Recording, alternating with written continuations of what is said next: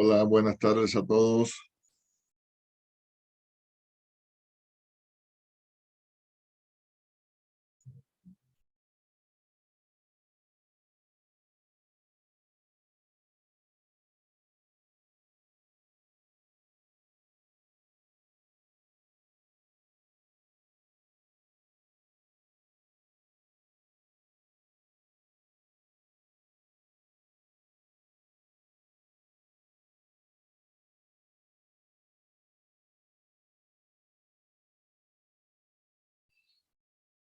¿Qué les parece si hoy tocamos el tema plan de tratamiento fisioterapéutico?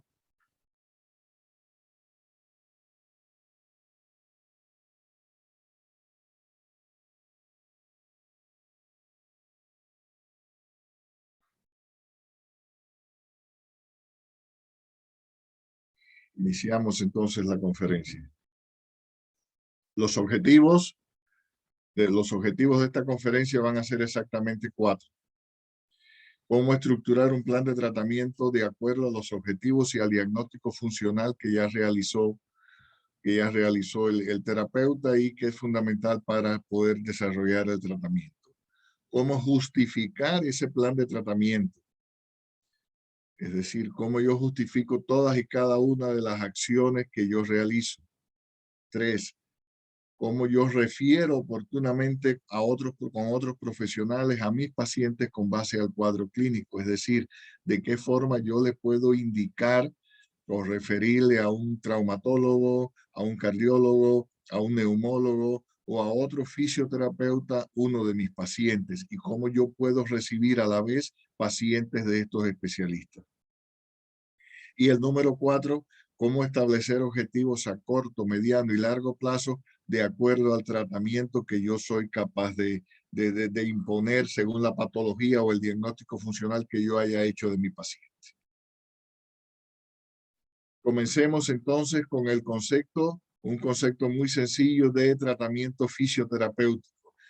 Es un conjunto de técnicas no farmacológicas que sustentadas científicamente utilizan de forma personalizada, es decir, a cada persona, cada paciente es diferente, nosotros tratamos enfermos, no enfermedades como tal, agentes físicos y o ejercicios terapéuticos, ¿para qué? Para prevenir, tratar y recuperar a pacientes de múltiples dolencias, readaptándolos tanto como sea posible desde el punto de vista funcional, personal y social. Ese es un concepto generalizado del tratamiento fisioterapéutico, es decir, son técnicas no farmacológicas con un sustento científico que se aplican de forma personalizada utilizando agentes físicos y ejercicios. ¿Para qué? Para prevenir, tratar y recuperar a mis pacientes, tanto como sea posible desde el punto de vista de su funcionalidad, desde el punto de vista individual y desde el punto de vista de su rol social. El objetivo número 1, cómo estructurar un plan de tratamiento acorde a objetivos y al diagnóstico funcional. Un plan de tratamiento se va a estructurar en base a los objetivos generales de los tratamientos fisioterapéuticos para resolver la problemática detectada dentro del diagnóstico funcional. Por lo tanto, para nosotros es muy importante conocer los objetivos generales de la fisioterapia en cuanto a planes de tratamiento y de poder realizar o haber hecho con anterioridad un diagnóstico funcional que nos permita adecuar el tratamiento. Objetivos generales del plan de tratamiento, los más sencillos, pero los que no se pueden olvidar son que el plan de tratamiento debe favorecer la regeneración de los tejidos y órganos lesionados. Siempre que hay una lesión, hay una alteración, bien sea estructural o anatómica de nuestros tejidos, y nuestro tratamiento debe ir enfocado a resolver esa lesión. Garantizar la integridad estructural y funcional de los tejidos sanos adyacentes a la lesión. Por ejemplo, evitar el edema y la inflamación. En conferencias anteriores se ha hablado del esguince de tobillo. El esguince de tobillo, por lo generalmente, cuando se lesiona los ligamentos que estabilizan el tobillo, la inflamación y el edema afectan estructuras sanas que estaban adyacentes al sitio de la lesión. Y nuestro tratamiento debe ir encaminado a evitar la propagación o la ampliación de esa lesión inicial. Tenemos que garantizar además la integridad, en este caso funcional primero y estructural después, de tejidos sanos afectados a distancia. En este caso, un ejemplo típico es la pérdida de funciones y la atrofia por desuso. Digamos que nuestro paciente sufre una enfermedad vascular cerebral, hace una hemiplegia. Los músculos del brazo y de la pierna afectados están a distancia de la lesión, pero han perdido sus funciones motrices y empiezan a atrofiarse por desuso. Nosotros tenemos que ser capaces de también de garantizar la integridad funcional y estructural de estos tejidos. Disminuir y eliminar la sintomatología provocada por la lesión, en especial la que más afecta al paciente, fundamentalmente el dolor y la inflamación. Como objetivo número 5, tenemos que reeducar para recuperar, ¿qué cosa? La funcionabilidad perdida del paciente. En este caso, fuerza muscular, movilidad, flexibilidad, tono, rango de movimiento articular y fundamentalmente la sensibilidad.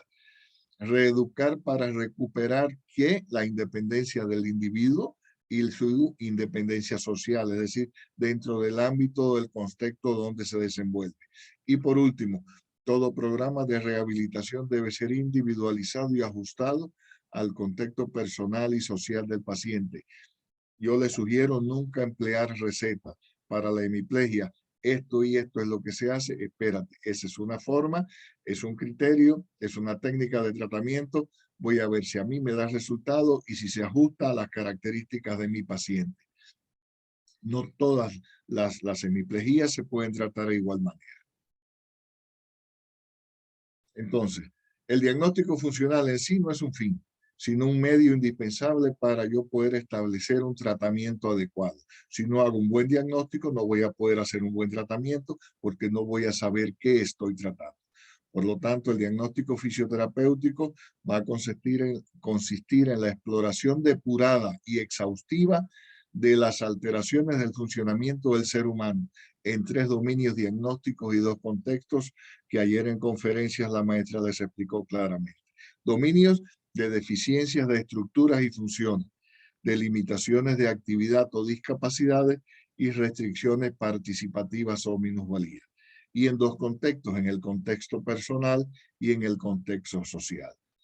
Esto es importante porque es lo que nos lleva realmente a poder desarrollar un buen diagnóstico funcional. Digamos, por ejemplo, en una falsa ciática, caracterizada o definida bien como un síndrome del músculo piramidal. Hablo de síndrome del músculo piramidal y no de un síndrome piramidal de la primera neurona. Aquí estamos hablando del músculo piramidal que está en la región lumbar, a nivel de los huesos. Estructuras. ¿Qué estructura se me afecta? Pues hay una fibrosis del músculo piramidal y esta fibrosis me va a comprimir y me va a inflamar el nervio ciático, lo que me genera entonces alteraciones funcionales del sistema nervioso y muscular, dolor en glúteo que se puede irradiar a zona lumbar baja y a miembro pélvico homolateral. Es un dolor intermitente que puede aparecer con unos movimientos y con otros no, y recurrente, es decir, el paciente va a tener crisis periódicamente y finalmente cuando pasa la cronicidad ya me va a generar debilidad muscular en todo el día.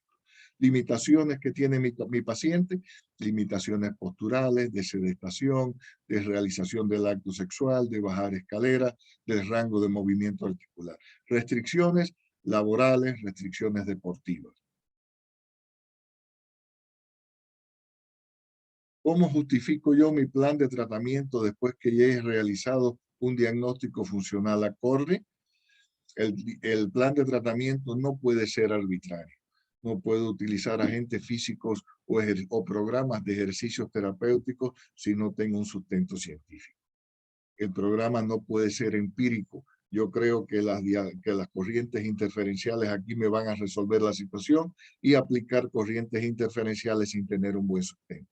No puede ser complaciente. A muchos nos ha tocado aquel paciente que nos llega y nos dice, quiero que hoy me dé masaje en la región cervical. Y viene por un esguince de tobillo, viene por una gonartrosis de cadera, pero quiere que hoy le trate la región cervical. No podemos complacer al paciente si realmente no lo necesita, si no creemos que realmente es lo que el paciente necesita para mejorar su patología. Y por último, no debe estar enfocado solamente a los síntomas. ¿Por qué? Porque el tratamiento fisioterapéutico debe abarcar mucho más allá de la sintomatología que apremia a nuestro paciente. Por lo tanto, para justificar un plan de tratamiento fisioterapéutico, este debe tener un sustento científico y guardar una concordancia muy estrecha con el diagnóstico funcional. Para un sustento científico tenemos exactamente 10 puntos que vamos a tocar en el día de hoy. Primero, la valoración de la fisiopatología y las características clínicas de la lesión. ¿Alguien sabe cuál es el concepto de lesión?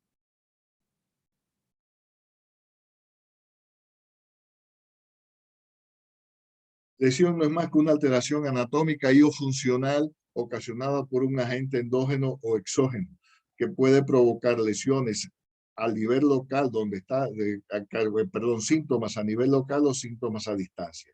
La clasificación de las lesiones son muchas. Yo les traigo la más sencilla, una lesión aguda y una lesión crónica. La agudez o cronicidad de la lesión no tiene nada que ver con su gravedad. Una lesión aguda es aquella que se presenta de forma súbita, originada por un evento único que no tiene antecedentes de eventos anteriores parecidos, que de corto periodo de evolución que dura días o semanas aproximadamente, de pronóstico variable y la presencia de síntomas a distancia o localizados. Y en el caso de la lesión crónica es aquella que se presenta de forma insidiosa, que tiene antecedentes de episodios similares con igual o menor magnitud anteriores, que evoluciona durante meses o años, de pronóstico también variable y presentación de síntomas tanto locales como a distancia. Entonces, si yo sé cómo es la valoración fisiológica y las características de mi lesión, entonces yo puedo definir, ya ir entendiendo cómo va a ser la dinámica del síndrome del músculo piramidal. Yo tengo que valorar para tener un diagnóstico fisioterapéutico sustentado científicamente el estado de salud de mi paciente. Un tratamiento fisioterapéutico integral no solo trata deficiencias, discapacidades o minusvalías, sino también comorbilidades y factores de riesgo. Por ejemplo, hipertensión arterial de mi paciente, hiperglicemia, hiperlipidemia, obesidad, sedentarismo, tabaquismo, osteoporosis si es un atleta.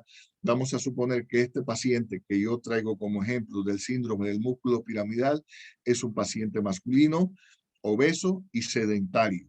Entonces, en este punto del tratamiento, en este punto del sustento científico, yo tengo que concientizar al paciente sobre su verdadero estado de salud. La obesidad y el sedentarismo generalmente y en etapas iniciales no generan síntomas. Por lo tanto, todos estamos acostumbrados a ver a una persona obesa, incluso ser obesos o ser sedentarios fundamentalmente durante esta etapa de pandemia, y nosotros no tomarlo en cuenta como factores de riesgo, como comorbilidades. Y entonces no hacemos nada, no tomamos medidas para que estas alteraciones vayan mejorando nuestro estado de salud en general. Entonces, en este punto hay que concientizar al paciente, si es obeso, si es sedentario, si tiene una hiperlipidemia, si fuma, si tiene osteoporosis, que estos factores van a incidir negativamente en su proceso de rehabilitación. Ok, ya le concienticé al paciente, ya le expliqué que su obesidad es un factor negativo para rehabilitarlo. Ahora tengo que prescribirle acciones concretas para lograr cambios positivos. Hay que realizar ejercicios, tenemos que realizar ejercicios durante más de 40 minutos, ejercicios muy sencillos, ejercicios aeróbicos inicialmente, de baja intensidad, de bajo impacto, pero que se mantengan en el tiempo para que el gasto energético inicial, como está establecido en la fisiología del deporte, empiece con los carbohidratos y después de los 35, 40 minutos de estar haciendo actividad física, ya el paciente comience a quemar los lípidos o las grasas que tiene acumuladas en su tejido celular subcutáneo. Este es un concepto básico. A veces las personas empiezan a hacer ejercicio y piensan que por caminar 15 minutos o 10 minutos van a quemar grasa. No, la energía de esa actividad se obtiene a partir de los carbohidratos. Las grasas se mantienen íntegras. Las grasas empiezan a utilizarse como material energético a partir de los 30 o 40 minutos de actividad continua. Lo tercero, el tercer sustento científico de mi plan de tratamiento, que mi paciente, el paciente al que yo le hice este diagnóstico funcional, tiene que tener criterios de inclusión para entrar a un programa de rehabilitación fisioterapéutica. Un criterio de inclusión muy sencillo puede abarcar 3 aspectos elementales. Que este paciente tenga déficits funcionales con posibilidades de recuperación total o parcial. Tiene un déficit funcional, tienes un síndrome del músculo piramidal, es un síndrome que yo puedo, a través de la rehabilitación física, a través de mi programa, de mi plan de tratamiento fisioterapéutico, recuperar tu funcionabilidad en un 100% o parcialmente. Ahora, en otros pacientes, ya un paciente discapacitado con déficit establecido, si el paciente tiene posibilidades de mejorar su capacidad funcional de forma compensatoria, pues yo lo acepto dentro del programa de rehabilitación física. Y el tercer punto, y un punto muy importante, contar con los recursos necesarios desde el punto de vista material y humano para poder rehabilitar al paciente. Si el paciente tiene, por ejemplo, una enfermedad de Peyronie donde las ondas de choque juegan un papel fundamental y yo no tengo ondas de choque, ¿para qué entonces le voy a estar poniendo otras técnicas de rehabilitación que lo que van a hacer es prolongar en el tiempo, dificultar la rehabilitación final del paciente y no lo voy a resolver? Yo tengo que contar con los equipos según el diagnóstico funcional. Y en segundo lugar, si yo sé qué es una enfermedad de Peyronie, cuál es su fisiopatología, cuáles son las características de la lesión, cuál es el estado de salud previo de mi paciente, entonces yo lo voy a incluir porque yo sé cómo tratar una enfermedad de Peyronie. Todo esto que les estoy hablando es el sustento científico de un plan de tratamiento fisioterapéutico. Es algo que nosotros debemos hacer de forma subconsciente prácticamente para poder definir las características y nosotros poder desarrollar o aplicar un tratamiento adecuado. El cuarto punto sería la selección y aplicación de agentes físicos terapéuticos. Tenemos un arsenal de agentes físicos terapéuticos que más adelante vamos a ir mencionando. Están los agentes físicos naturales, los artificiales, crioterapia, termoterapia, electroterapia, ondas de presión, fototerapia, cámara hiperbárica, etc. Tenemos que conocer los efectos biológicos de cada agente físico, sus indicaciones, sus contraindicaciones y su forma de aplicación. Y entonces, en función de lo que yo quiero obtener en mi paciente, yo voy a seleccionar los agentes físicos que están indicados para esta patología. No puedo hacer una selección empírica. Solamente uso corrientes TENS y con corrientes TENS me voy a llevar a todos mis pacientes. Eso no se puede hacer. Está mal, es una iatrogenia, porque hay patologías que no resuelven con corrientes TENS. O la selección y aplicación de ejercicios terapéuticos. Aquí nos metemos entonces en la kinesiología, en la kinesioterapia. Si voy a utilizar una kinesioterapia de forma pasiva o de forma activa, de forma pasiva, ¿qué voy a hacer? De forma activa, ¿qué voy a hacer? ¿Qué tipos de ejercicios? ¿Qué programas? ¿Cuáles son los indicados? Entonces yo tengo que mentalmente saber desglosar todo este abanico que es mi arsenal fisioterapéutico a final de cuentas, para yo poder seleccionar los mejores y a partir de ahí aplicar científicamente el plan de tratamiento.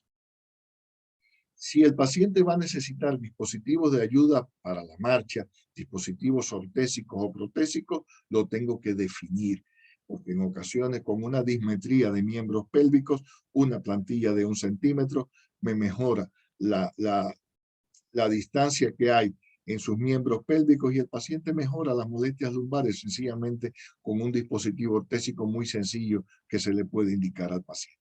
Pero si no conozco la marcha, si no conozco la postura, si no sé de dispositivos ortésicos, si no sé lo que es una prótesis, entonces sí voy a tener un problema porque voy a estar dejando de utilizar una de las herramientas fundamentales que me ayudan en la funcionalidad de mi paciente.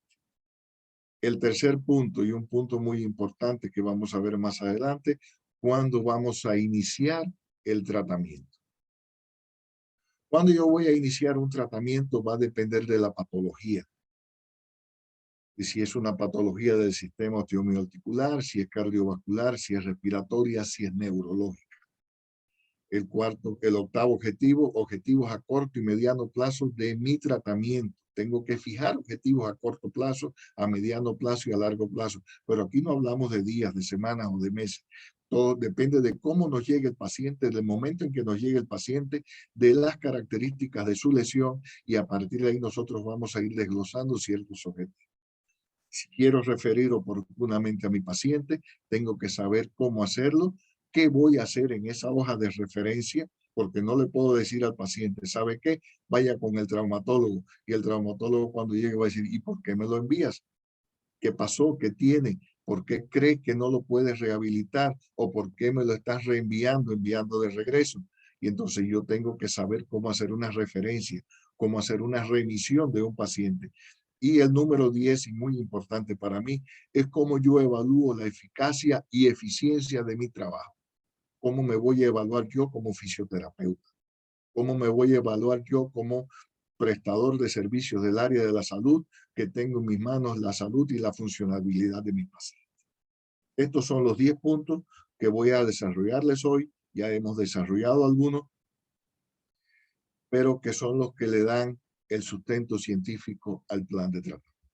Aquí tienen una imagen de muestra fresca de un músculo piramidal. Si lo ven señalado, está aquí con la flecha negra, y su relación anatómica, ¿verdad? La cresta ilíaca, la poneurosis del glúteo medio, el trocánter mayor, el músculo obturador interno y los géminos, el cuadrado femoral, la inserción del glúteo mayor abajo, ¿sí? Dónde se inicia, dónde termina, el nervio ciático, el sacrotuberal. ¿Ven bien la imagen? ¿Hay algún problema para ver la imagen?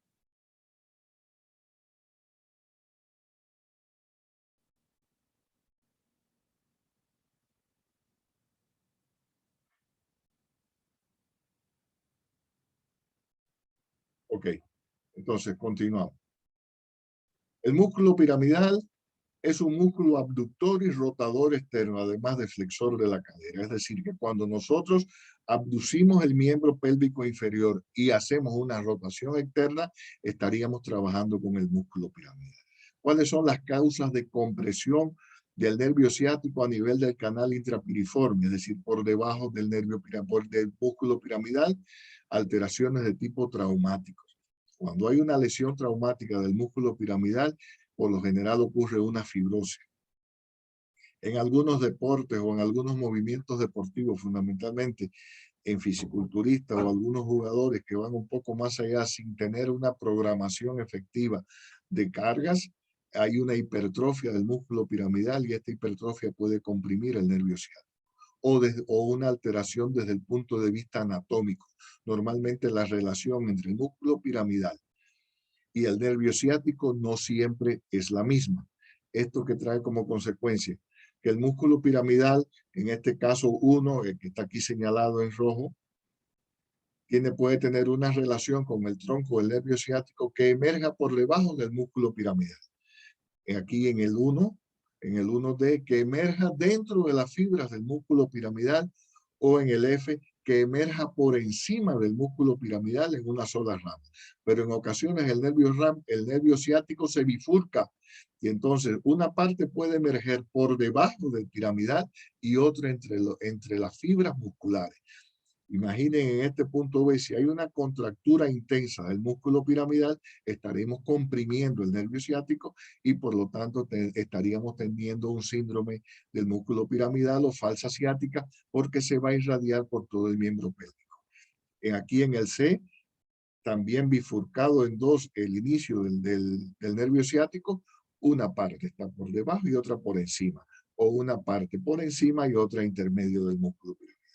Estas alteraciones anatómicas también son muy frecuentes para lograr o para obtener o para desencadenar en los pacientes un síndrome del músculo piramidal con una compresión intrapiriforme del nervio ciático.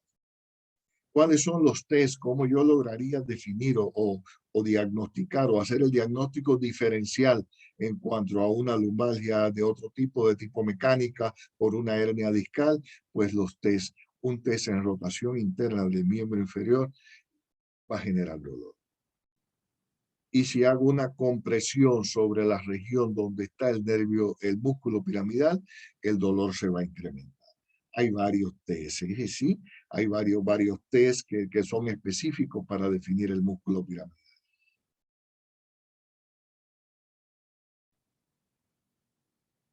Entonces, vamos a definir cómo yo voy a seleccionar y nos vamos al punto 4. Creo que ya establecimos claramente la valoración fisioterapéutica y las características de la lesión, la valoración del estado de salud previo del paciente, supongamos que sea obeso y sedentario, tiene criterio de inclusión porque yo puedo mejorar su déficit funcional y logrando una recuperación total o parcial, y ahora vamos a seleccionar o aplicar los agentes físico-terapéuticos. Recuerden, nuestro arsenal, agentes físico-terapéuticos, ejercicio terapéutico y los dispositivos ortésicos, protésicos y de ayuda. ¿Cómo yo voy a seleccionar y aplicar los agentes físicos terapéuticos? Para esto hay normas, hay reglas generales. La número 1, para seleccionar un agente físico terapéutico, sus efectos biológicos deben ser capaces de restaurar o preservar la integridad de los tejidos, y es fundamental eso. 2, eliminar los síntomas apremiantes para el paciente, en este caso el dolor, la inflamación, la irradiación ciática. 3, cuando estos tejidos se encuentren metabólicamente compensados, es decir, ya el dolor y la inflamación han disminuido, puedo potencializar la musculatura de la zona y estabilizar los movimientos. O sea, que por los efectos biológicos, yo puedo definir según sus efectos biológicos y mis necesidades, yo voy a definir qué agente terapéutico voy a utilizar. También debo evitar en la selección y aplicación de agentes terapéuticos la combinación de agentes físicos incompatibles dentro de una misma sesión. ¿Cuáles van a ser? No puedo duplicar agentes con similares efectos biológicos. Es ilógico yo a ponerle a un paciente una compresa húmedo caliente y encima de esto proyectarlo con una lámpara de rayos infrarrojos. Al final es un efecto térmico superficial que no tengo por qué duplicar. Y les llamo la atención es esto. Las técnicas y los agentes fisioterapéuticos son muchos. El paciente es uno solo. Y las dosis que nosotros apliquemos de agentes similares tienen características sumatorias. Es decir, el calor que yo le voy a generar a los tejidos con la compresa húmedo caliente se va a sumar al calor que le voy a generar con la lámpara de rayos infrarrojos. Y entonces voy a sobrecalentar a los tejidos sin necesidad alguna y voy a lastimar al paciente más que mejorar. 2, no puedo utilizar agentes físicos que se anulen entre sí. Aquí en este caso pongo 2, la magneto y las corrientes excitomotrices. ¿Alguien sabe por qué magneto y corrientes excitomotrices se anulan entre sí?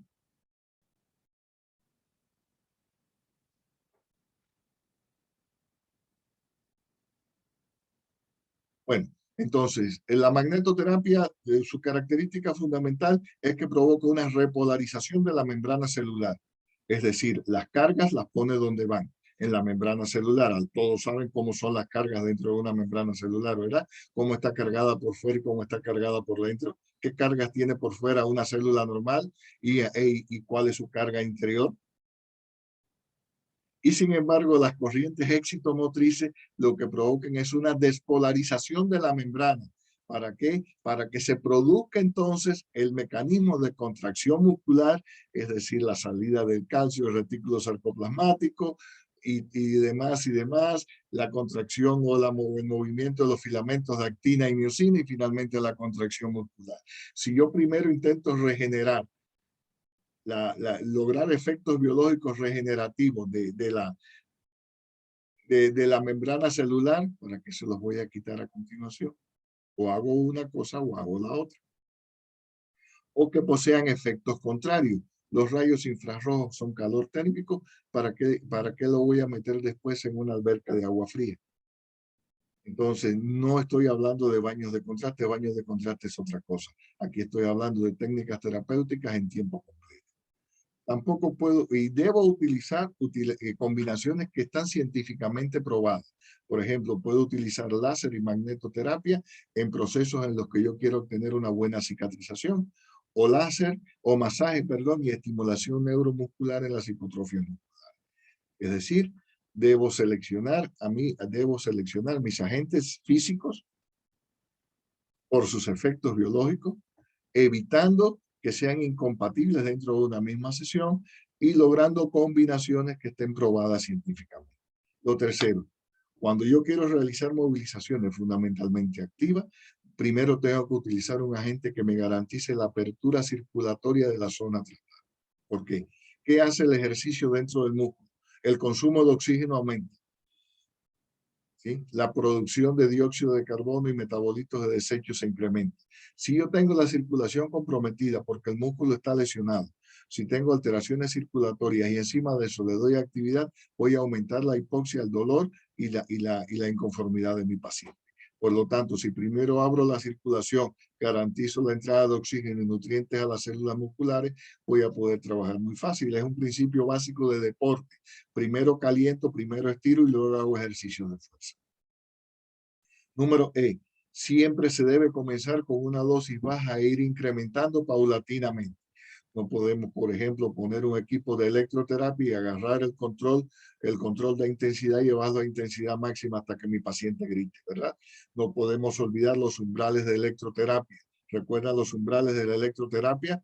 Umbral sensitivo, motor y doloroso. Tenemos que saber dentro de qué umbrales estamos trabajando si fuera electroterapia. Si lo que quiero es un umbral sensitivo, si quiero lograr un umbral motor para una contracción muscular o si quiero acercarme al umbral doloroso. Pero nunca sobrepasar porque si no voy a generar dolor más que satisfacción.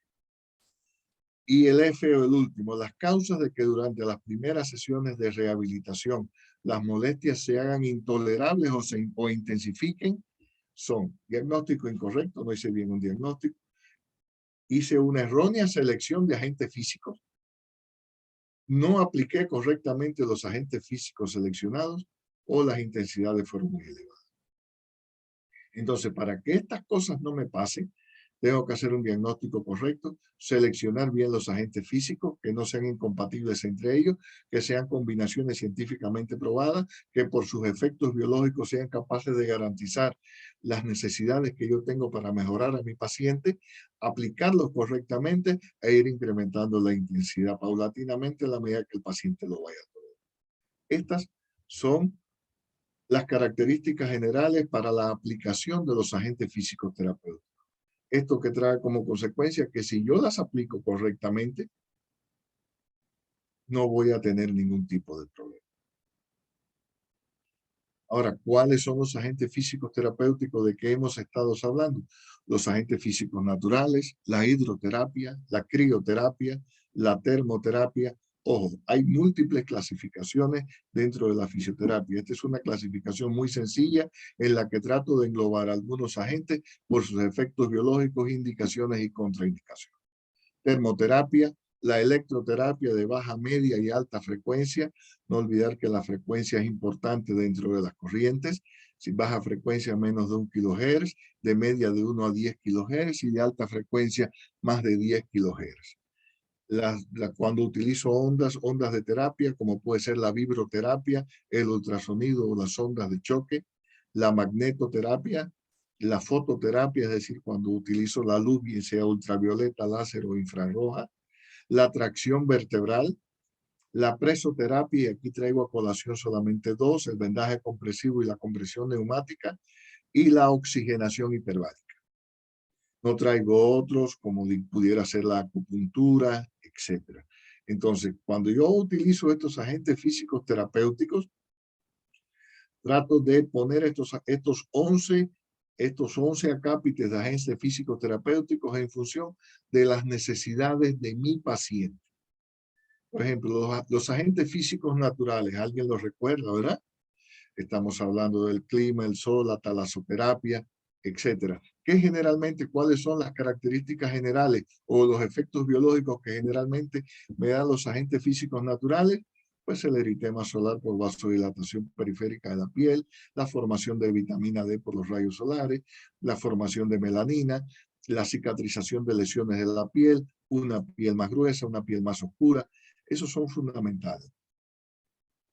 Necesito yo poner al sol a mi paciente piramidal, indicarle talasoterapia. Estos efectos generales, independientemente de que hay muchos más, me mejoraría la fibrosis y la compresión e inflamación del nervio ciático. Eso es lo que yo tengo que pensar. Si no me mejoran, yo desecho agentes naturales y me voy a la hidroterapia y en especial a la hidrocinesiterapia. Y recuerdo sus efectos biológicos, efectos térmicos, químicos y mecánicos.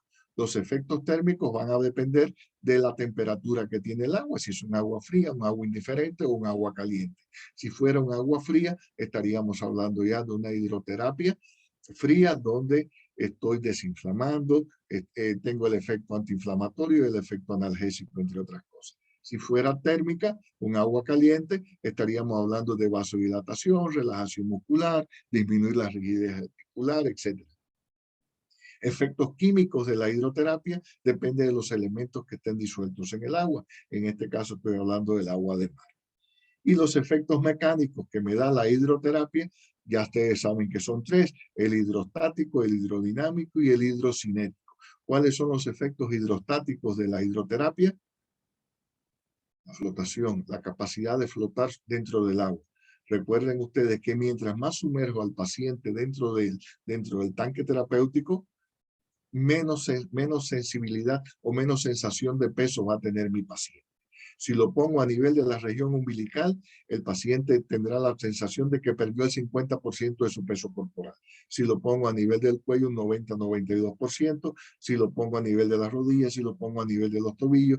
Es decir, yo puedo ir elevando o disminuyendo el nivel del agua donde pongo a mi paciente para yo dominar el efecto hidrostático de flotación y a partir de eso realizar ¿qué cosa? Hidrocinesiterapia, ejercicios dentro del agua que me van a garantizar o me van a mejorar o me van a dar funciones o me van a mejorar las funciones que yo necesito. También tengo los efectos hidrodinámicos. ¿Cuáles son los efectos hidrodinámicos en función de qué están dados? De la resistencia del agua al movimiento.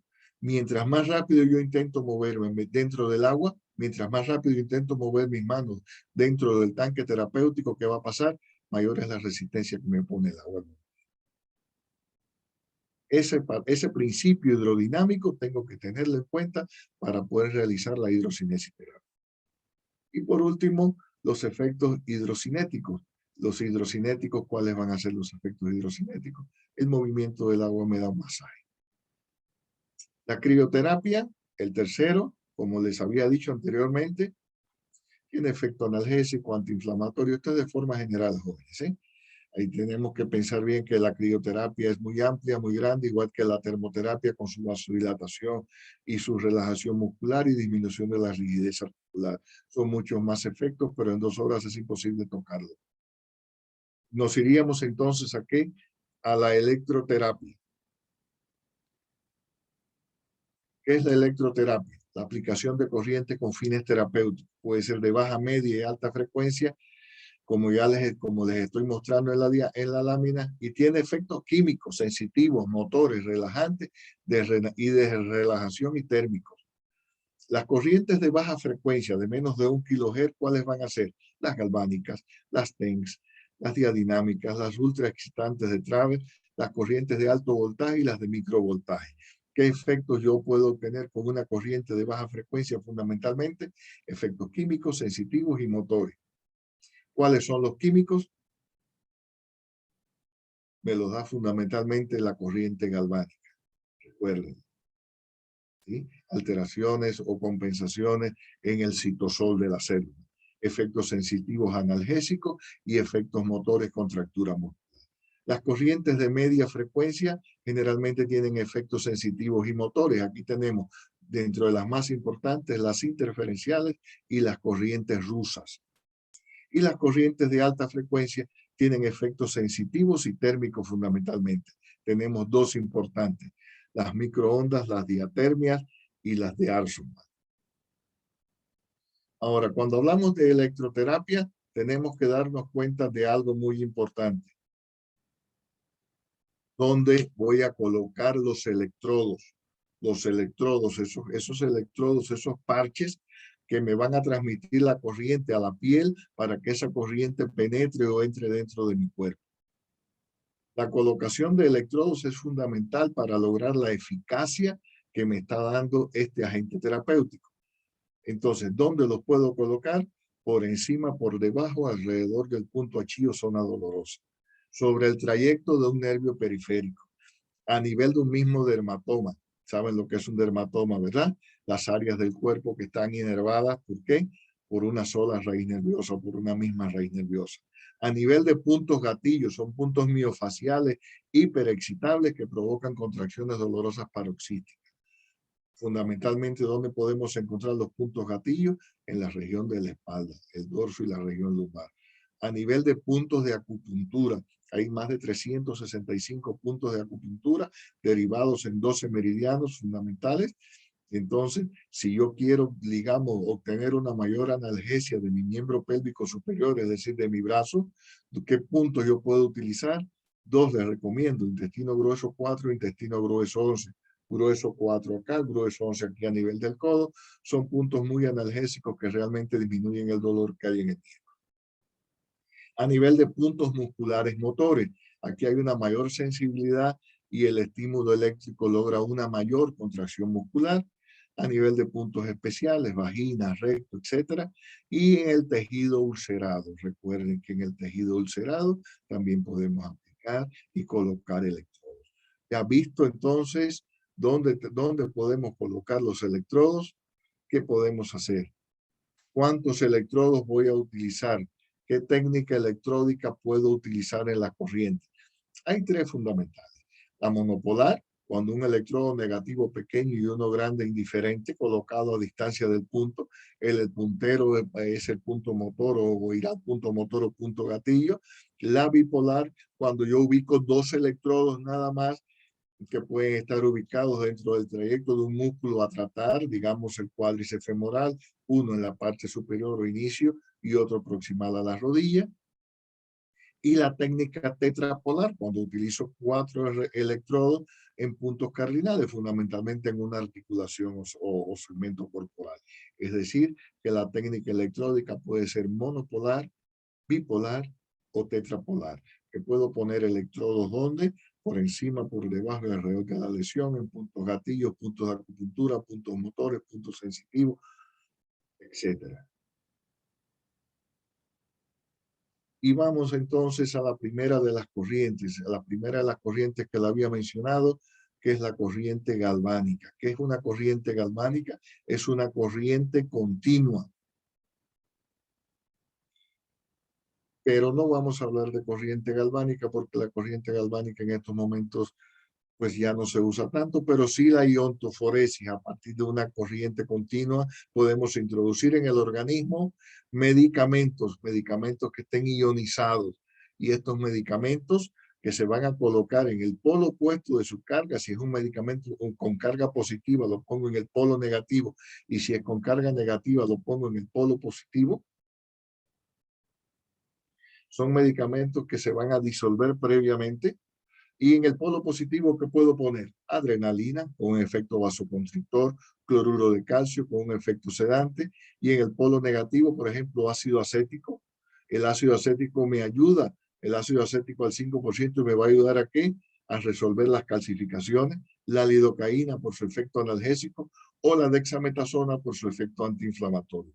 Entonces, en la iontoforesis utilizo una corriente de tipo continua y medicamentos con carga iónica para yo poder facilitar la penetración del medicamento al interior de nuestros tejidos. La segunda corriente que yo les traigo a colación, ¿podemos utilizar iontoforesis en el síndrome piramidal? Sería una pregunta que tendríamos que hacernos. Si la hacemos, si decimos que sí, vamos a aplicar iontoforesis, entonces fundamentamos sus indicaciones, efectos biológicos, sus indicaciones, sus contraindicaciones, su técnica electródica y su forma de aplicación. Si no, podemos ver y pasamos a un segundo tipo de corriente, las TENS, estimulación nerviosa eléctrica transcutánea.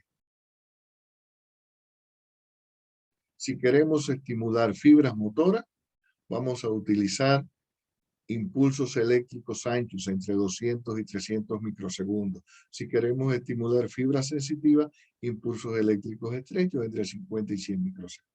¿Cómo clasifico el TENS? ¿Cuántos tipos de TENS hay exactamente o podemos nosotros manejar? 4. Normal o convencional, acupuntural, BURS e intenso. El normal me sirve para tratar dolores agudos. El acupuntural, trabajando sobre el umbral motor, logro liberar endorfinas. Eso me va a dar también analgesia. El BURS de baja intensidad entre el umbral sensitivo y motor, recuerden los umbrales de la corriente, para dolores superficiales, o entre el umbral motor y doloroso para dolores crónicos y agudos. Y por último, el TENS de tipo intenso me va a generar alivio a corto plazo, pero muy importante, de ese dolor agudo. Así todas y cada una de las corrientes, por ejemplo, las diadinámicas, puedo utilizar TENS en mi síndrome del músculo piramidal. Sería cuestión de preguntarse qué tipo de TENS voy a utilizar, dónde voy a poner los electrodos y cómo lo voy a aplicar. Diadinámicas, monofásicas, difásicas, corto periodo, largo periodo y ritmo sincopado. Cuando yo voy a ver estas diadinámicas, las corrientes diadinámicas de estos 5 tipos, cada una tiene una característica específica.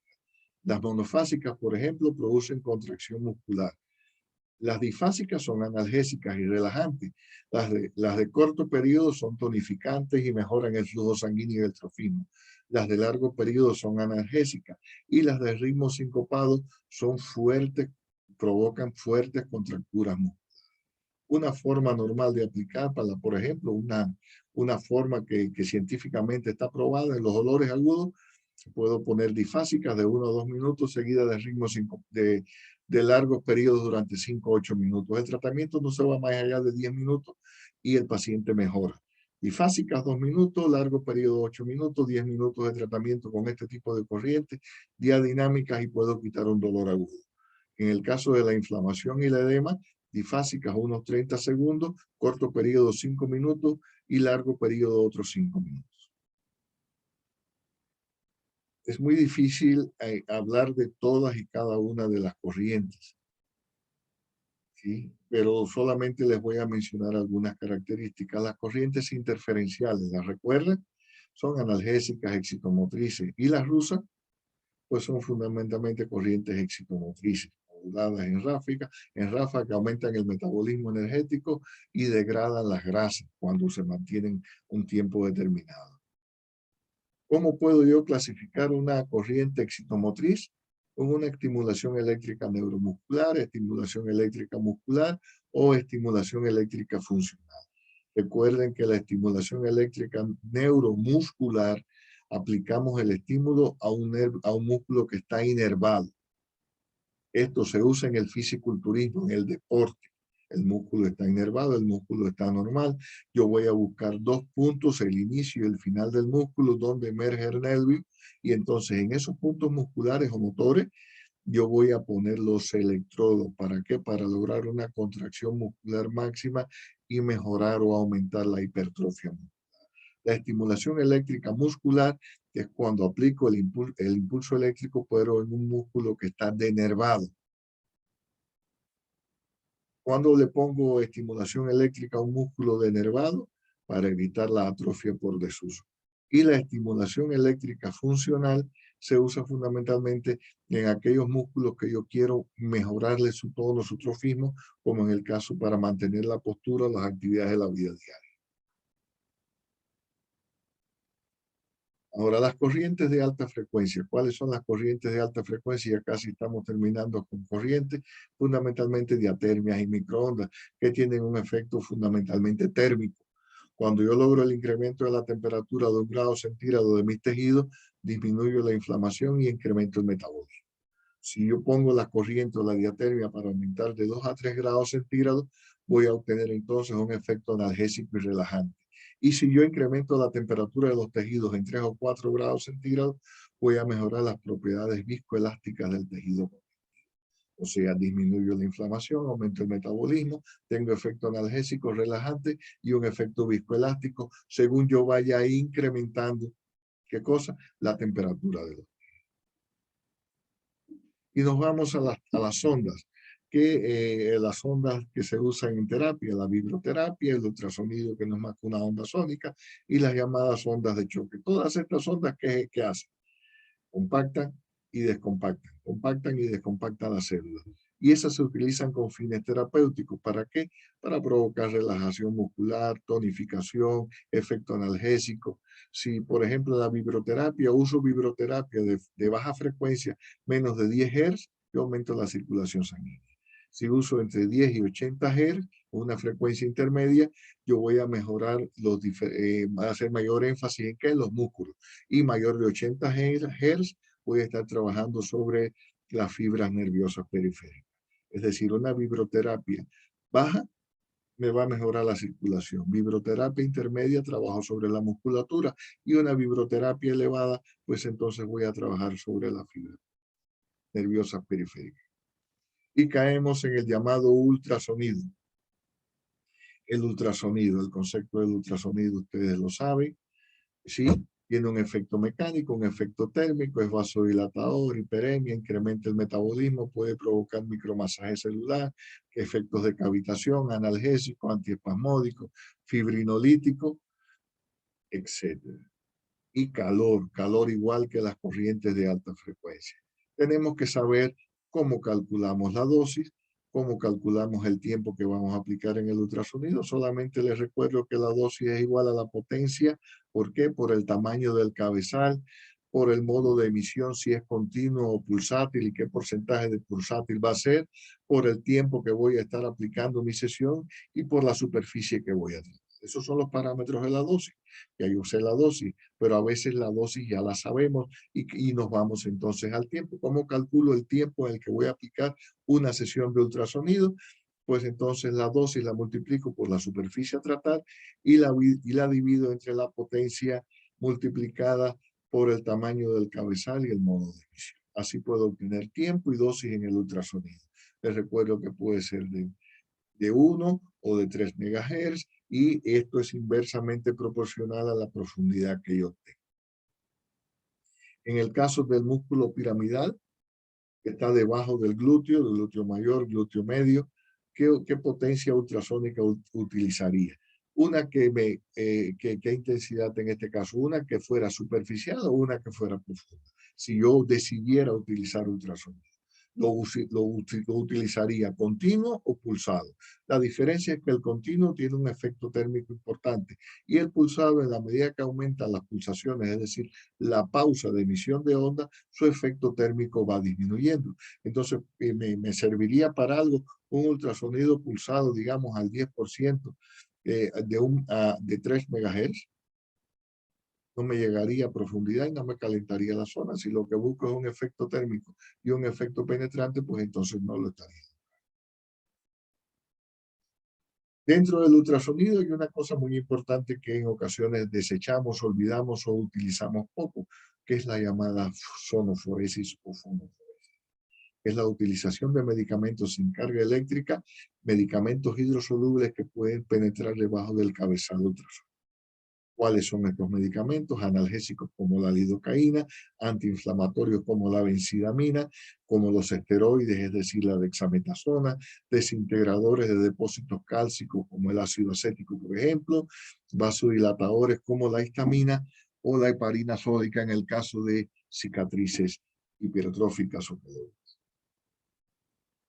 Y nos quedamos en la último tipo de onda que les traigo, son las ondas de shock, en el uso con fines terapéuticos, que ondas que viajan a la velocidad del sonido y van a tener el efecto de cavitación, acción osteoblástica, relajante, antiinflamatoria, mejoran la circulación y aceleran la regeneración de la matriz tendinosa.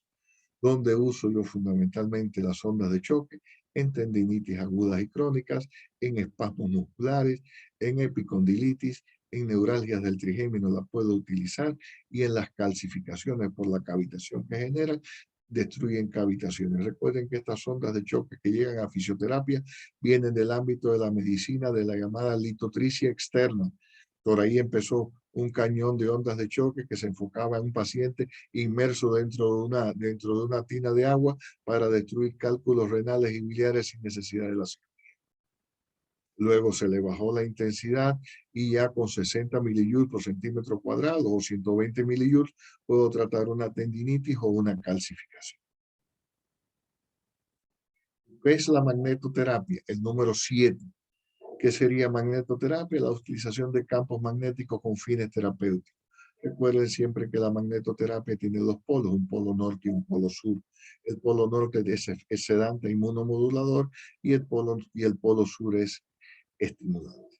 Aquí los efectos de la magnetoterapia, a grandes rasgos, analgésicos, antiinflamatorios, relajante muscular, regenerador de tejido, estimulante del sistema inmune, aumenta la concentración de oxígeno y la actividad osteoblástica.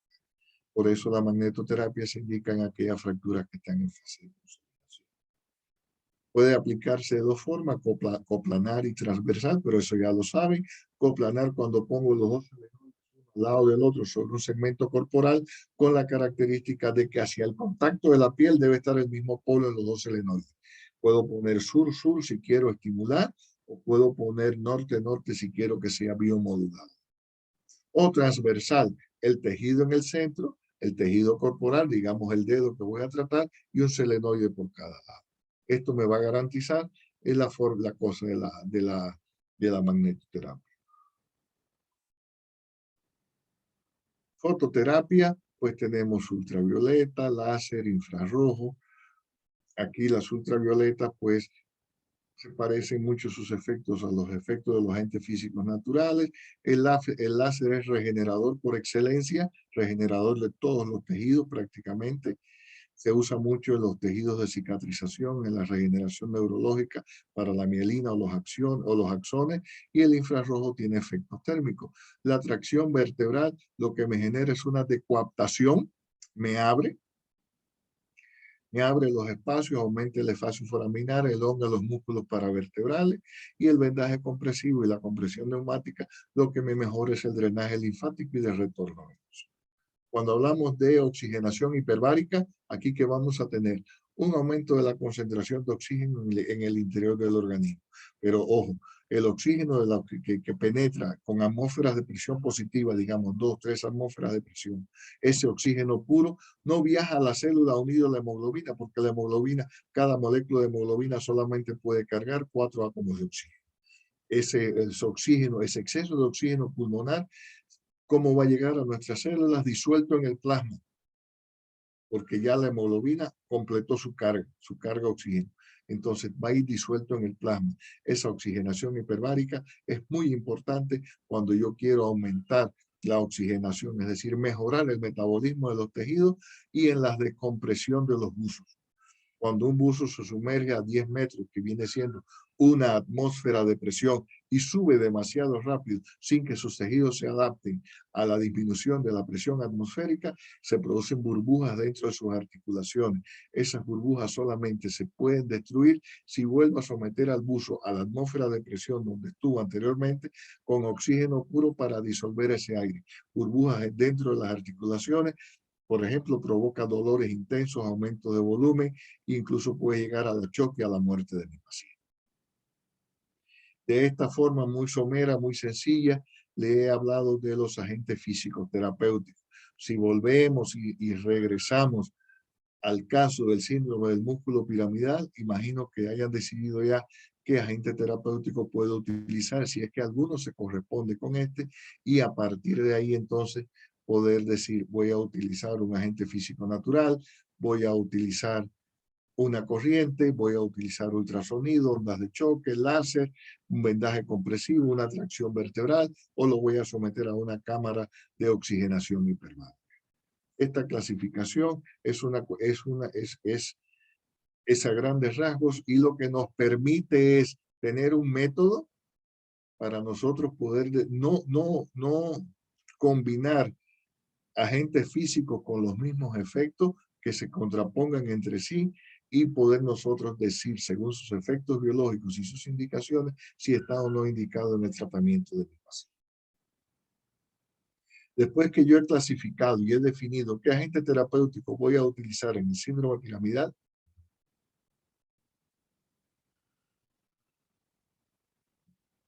voy a clasificar y pensar si puedo aplicarle ejercicios físicos terapéuticos a mi paciente. ¿Cuáles son los objetivos de las movilizaciones como agente físico? Son 5 fundamentalmente. Revertir los efectos de la inmovilidad, mejorar la capacidad funcional, a todos los niveles, musculares, articulares, respiratoria, cardiovascular, neurológica. Corregir las deformidades motoras. Una lumbalgia generalmente, ¿qué cosa? Una contractura antálgica, inclinación hacia adelante del tronco. Yo tengo que corregir esa deformidad motora. Mi paciente así no puede caminar. Mejorar la coordinación neuromuscular, es decir, esa placa motora que llega, que inerva cierto número de fibras musculares, esa coordinación entre el impulso nervioso y la contracción muscular tiene que mejorar ostensiblemente. Y desarrollar nuevas habilidades motoras en el caso de que las habilidades motoras previas no se puedan obtener porque el daño es muy importante. Entonces, los objetivos del ejercicio terapéutico a grandes rasgos, independientemente de que cada tipo de ejercicio terapéutico pueda tener objetivos específicos, revertir los signos de inmovilidad o inactividad, en este caso, la atrofia por desuso, la debilidad muscular, mejorar la capacidad funcional de las estructuras, órganos y sistemas, corregir las deficiencias motoras, mejorar la coordinación neuromuscular y desarrollar nuevas habilidades. Y tenemos la clasificación de ejercicios terapéuticos, movilizaciones pasivas. Pueden ser relajadas, forzadas y asistidas. ¿Cuáles son las movilizaciones pasivas relajadas?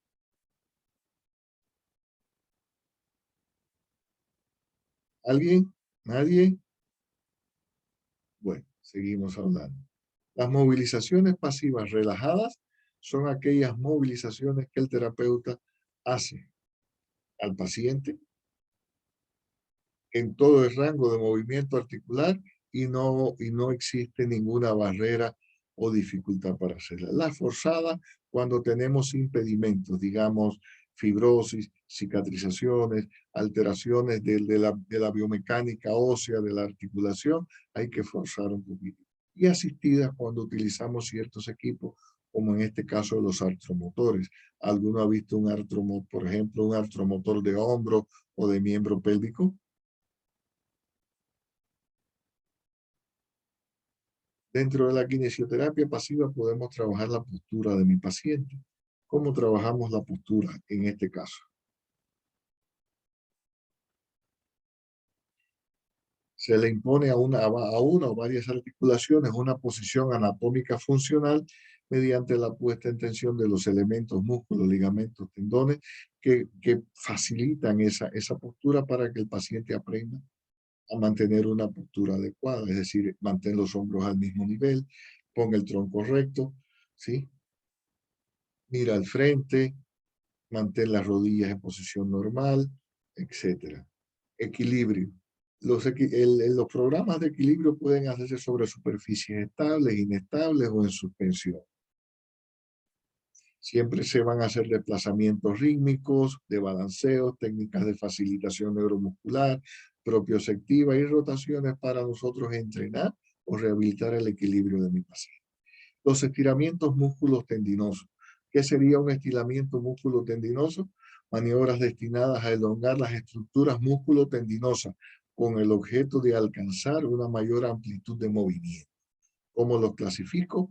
Estáticos, de relajación y contracción, contracción agonista o antagonista, y los dinámicos o aquellos estiramientos balísticos que le puedo hacer al paciente. Los estáticos son los más utilizados en la rehabilitación física y los balísticos se los dejamos un poco más a los. El masaje transverso profundo de Sirian. ¿En qué consiste este masaje transverso profundo?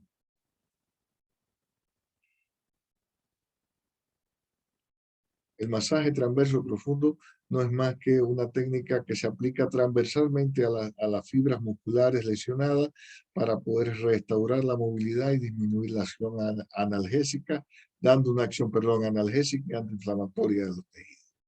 En este caso tendría que localizar el músculo piramidal y aplicar la técnica. Ojo, si en vez de aplicar la técnica sobre el piramidal lo que hago es que presiono el nervio ciático, estaría aumentando la lesión. Las tracciones vertebrales, pueden ser cervicales, dorsales o lumbares en este caso. Y el masaje corporal. Todos saben dar masaje, ¿verdad? ¿Cuáles son las técnicas o manipulaciones de un masaje corporal normalmente?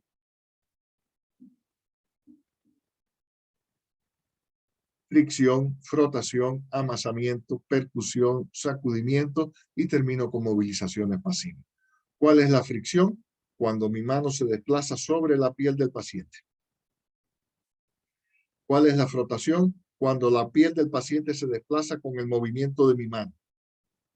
¿Cuál es el amasamiento? Cuando yo agarro los vientres musculares y empiezo a amasar como si estuviera amasando una masa de pan. ¿Cuál es la percusión? Los golpeteos, cacheteos, etcétera, que puedo generar sobre la zona que estoy masajeando. ¿Cuál es el sacudimiento? Agarrar un miembro y moverlo en forma de sacudida. Y termino con movilizaciones pasivas. Este orden, siempre que yo vaya de fricción a frotación y de frotación a amasamiento, tengo que hacer una pequeña fricción. De amasamiento a percusión, vuelvo a friccionar suavemente para prepararlo para la siguiente maniobra. De percusión a sacudimiento de nuevo y de sacudimiento a movilizaciones pasivas, vuelvo a friccionar y termino con una fricción. Esas son las manipulaciones que yo debo hacer en un masaje general, en un masaje de este tipo.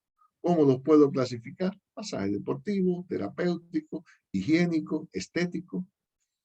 Son las más comunes, las más frecuentes, una clasificación de las más sencillas. Eso es lo que englobo en cuanto a kinesioterapia pasiva. Ahora, la kinesioterapia activa ya va a involucrar ¿qué cosa? La contracción muscular. Si en la kinesioterapia pasiva el paciente se dejaba hacer, se dejaba manipular, en la kinesioterapia activa el paciente va a trabajar junto con el terapeuta. Y aquí lo fundamental de la kinesioterapia activa es ¿qué cosa? La contracción muscular.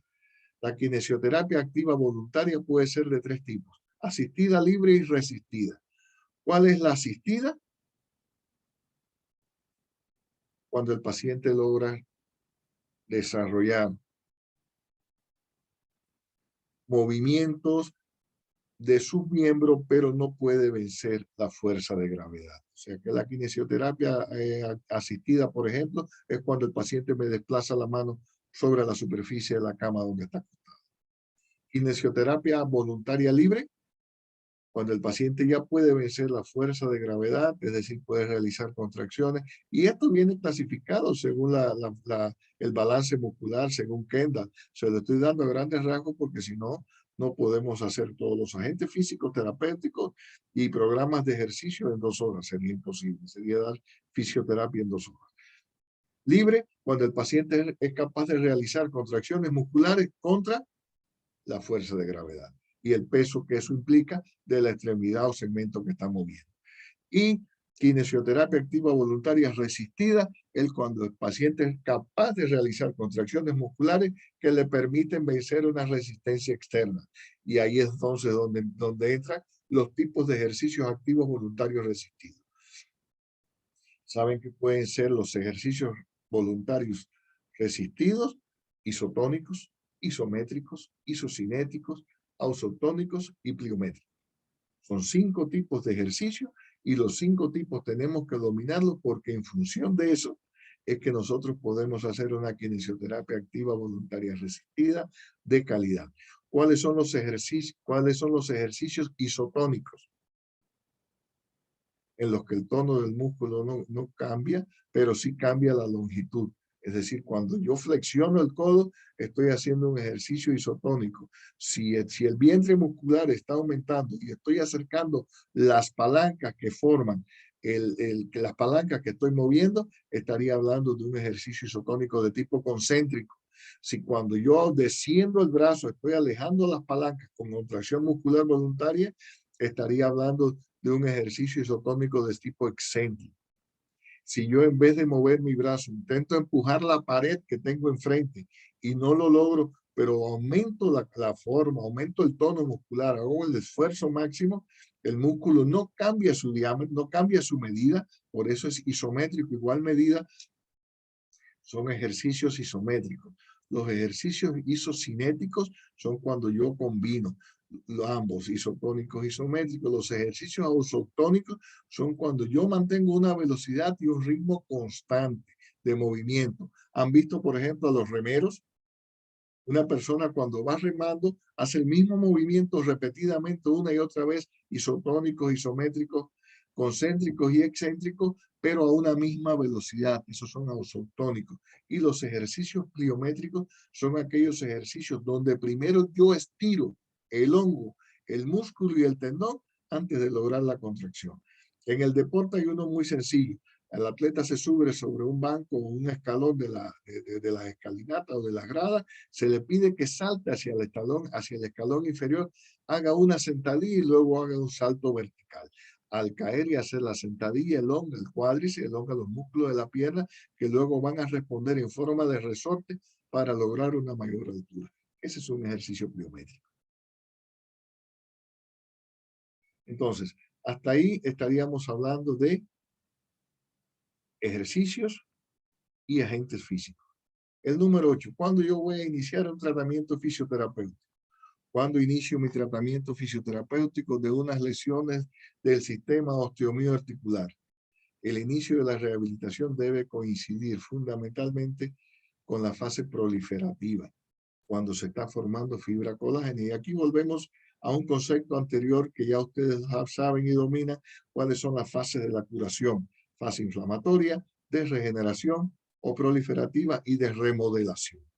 En la fase inflamatoria, que predomina la vasodilatación, la extravasación de plasma hacia el espacio intersticial, el edema, el compromiso de los tejidos adyacentes, la presencia de macrófagos que están consumiendo todas las células dañadas y los detritos celulares de la zona. La fase proliferativa, donde se empieza a formar colágeno, un colágeno pobre en enlaces covalentes, unos enlaces covalentes de poca potencia y unas fibras colágenas desorganizadas. Y la fase de remodelación, donde estas fibras colágenas adquieren las características del tejido como tal, los enlaces covalentes aumentan y el tejido se convierte en tejido normal. Esto a excepción de los escépticos y de algunos del RAI, reposo, hielo, compresión y elevación de lo que quieran hacer. Si la lesión es del sistema nervioso, yo no puedo iniciar mi rehabilitación hasta que no haya desaparecido el shock y el edema cerebral inicial. Si tengo una hemorragia intraparenquimatosa, tengo que esperar que ese shock inicial, esa pérdida del conocimiento, que ese coma en que cayó el paciente y ese edema cerebral hayan desaparecido para yo iniciar la rehabilitación. En el caso de lesiones cardiovasculares, es igual. El inicio del paciente, el inicio de la rehabilitación se comprende cuando el paciente está compensado hemodinámicamente. Esto quiere decir estable desde el punto de vista clínico, ecocardiográfico y de laboratorio clínico. Es decir, las enzimas, en este caso la CPK cardíaca y la LDH, se encuentran dentro de valores normales. Quiere decir que el músculo no sigue sufriendo muerte en el caso de un infarto del corazón. En el caso de lesiones respiratorias, cuando iniciamos nosotros nuestra rehabilitación, cuando el paciente se compensa, cuando está estable desde el punto de vista radiográfico y desde el punto de vista de laboratorio, para poder trabajar en la dinámica respiratoria. Un paciente en shock, un paciente que todavía está inflamado, no podemos nosotros hacer una buena rehabilitación. ¿Cómo referir oportunamente a un paciente con otros profesionales con base en caso clínico? ¿Cómo llegan los pacientes primero a los servicios de fisioterapia? Por dos vías. Una, pacientes derivados por otros médicos. En este caso llegan con historia clínica, diagnóstico médico, tratamiento médico y cita para interconsultas. Y les pongo ojo porque el traumatólogo les puede decir tiene cita dentro de 4 semanas y a nosotros tenemos que ajustar nuestro objetivo, nuestro tratamiento en 4 semanas para ver qué podemos lograr y cuáles son las expectativas que le vamos a demostrar al traumatólogo de la eficacia de nuestro proceder. O los que acuden directamente sin haber visitado antes al médico. Aquí el terapeuta tiene más trabajo porque es el primer contacto. Debe realizar historia clínica, diagnóstico, estudios de diagnóstico, definir criterios de inclusión positivos. Si no tiene criterio, tengo que derivarlo desde el primer momento con el especialista que yo crea. Si el paciente viene porque cree que tiene un esguince de tobillo, lo que tiene es una fractura, luxación de tobillo, pues no la puedo tratar, tengo que enviarla inicialmente con el traumatólogo. Si cree que lo que tiene es una migraña y lo que tiene es una enfermedad vascular cerebral, tengo que mandarla inicialmente con el neurólogo antes de yo poder tratarla, porque no puedo hacer otra cosa. Es así como preservamos y cómo remitimos oportunamente. ¿Cuáles son los criterios de derivación a otras especialidades? O sea, cuando yo envío un paciente a otras especialidades, uno, es todo paciente que no cumpla con un criterio de inclusión. Es decir, todo paciente en el que yo no pueda mejorar su funcionabilidad, ni mejorar, ni realizar acciones compensatorias de una discapacidad ya establecida. Si tampoco cuento con los recursos humanos y materiales para tratar eso, se lo mando a otro fisioterapeuta que sí tenga esos recursos. Cuando el diagnóstico es impreciso, cuando el paciente yo hago un diagnóstico, pero no estoy seguro de su diagnóstico, necesito más estudios, necesito una interconsulta con otra persona que me ayude a definir el diagnóstico, pues entonces yo lo derivo. Patología que sobrepasa los límites del diagnóstico y el tratamiento fisioterapéutico. Cuando una patología sobrepasa los límites del diagnóstico, cuando no sé qué tiene el paciente. Y de tratamiento fisioterapéutico, cuando está más allá, vuelvo y le repito, de los recursos con que cuento para hacer la rehabilitación. Cuando el paciente no consiente el tratamiento fisioterapéutico propuesto, quiero hacer una rehabilitación de este tipo y sin embargo el paciente no está de acuerdo conmigo, no deja que yo lo rehabilite. Tengo que derivarlo con el médico que me lo envió o enviarlo con un médico si fui yo el primer contacto de salud que tuve. Cuando no responde positivamente al tratamiento. Hice 5, 6, 7, 10 sesiones de rehabilitación y el paciente sigue igual o empeora. Tengo que derivarlo. Si el paciente con anterioridad ya completó el tratamiento propuesto y no obtuvo avances funcionales, lo vuelvo a derivar. Si el paciente me llega por el especialista en medicina de rehabilitación física, por el médico, con una serie de indicaciones, pero ya se las hice anteriormente y el paciente no mejoró, se lo derivo de nuevo. Digo, médico, ¿sabe qué? El paciente no mejora con sus indicaciones. Yo creo que debemos revisar su diagnóstico o las indicaciones que vamos a hacer. Cuando surgen efectos adversos que superan los beneficios. Si el paciente tiene algunos trastornos a nivel de piel, si el paciente no tolera la rehabilitación que yo le estoy haciendo por los efectos adversos de los agentes o del programa de ejercicio físico, yo lo derivo. Hay pacientes a los que se le comienzan a hacer un programa de kinesioterapia activa y comienza con crisis de hipertensión arterial. Por ejemplo, ese es un ejemplo. Hallazgos clínicos o complicaciones no identificadas inicialmente. El paciente llegó con el síndrome del músculo piramidal, no tiene otra cosa, lo estoy tratando, sin embargo empieza a complicarse. Empieza la tensión arterial a subir, se descompensa metabólicamente y hace una crisis de hiperglicemia. Yo derivo hasta que me compense metabólicamente al paciente y yo pueda rehabilitarlo sin problema. Y paciente es muy parecido con una enfermedad sistémica descompensada que contraindique el tratamiento. Si es una insuficiencia cardíaca descompensada, no lo puedo rehabilitar. Esos son los criterios con los que yo derivo. Es decir, los pacientes me pueden llegar derivados del médico o llegar a mí directamente como primer contacto de salud. Si no cumple criterios de inclusión, si tiene un diagnóstico impreciso, si sobrepasa los límites de mi diagnóstico y de mi tratamiento, si no quiere que yo lo rehabilite, si no responde positivamente, si ya hice el tratamiento y no resolvió, si surgen efectos adversos, complicaciones o hallazgos clínicos que no estaban inicialmente, o si la enfermedad sistémica se descompensa, lo tengo que derivar. ¿Cómo hago la derivación? No puedo decirle al paciente, vaya con el trauma, vaya con el cardiólogo, vaya con el angiólogo. No, tengo que anotarse, a tomar una historia clínica, anotar sus datos personales, hacer un resumen de la historia, indicarle cuáles son los estudios de diagnóstico que tiene mi paciente, cuáles son los estudios complementarios o la exploración que le hice, balance muscular, rango de movilidad articular, neurológico, etcétera, qué diagnóstico fisioterapéutico tiene el paciente, cuáles fueron los objetivos y el tratamiento impuesto para mi paciente, cuáles fueron los resultados que obtuve con este tratamiento y cuál es el criterio de derivación. El paciente no mejora. El paciente se complicó. Tengo hallazgos clínicos que no estaban inicialmente. Para que el médico, para que el especialista entienda hasta dónde llegamos como fisioterapeuta y a partir de dónde le estamos derivando el caso. Lo más común es que el médico, que el especialista, que ustedes se lo derivaron, resuelva la situación y le regrese el caso. De no ser así, si ustedes no hacen una buena derivación, si no tienen buenos criterios de exclusión en este caso, si no saben cómo poder a escribir o hacer una nota de derivación, pues entonces van a dejar mucho que desear y no van a trabajar científicamente, no van a sustentar científicamente su trabajo. Por último, vamos a objetivos del tratamiento. Se plantea que los objetivos de mi tratamiento tienen que ser a corto, mediano y largo plazo. ¿Y estos en qué van a relacionarse? ¿Cómo se van a relacionar con mi paciente?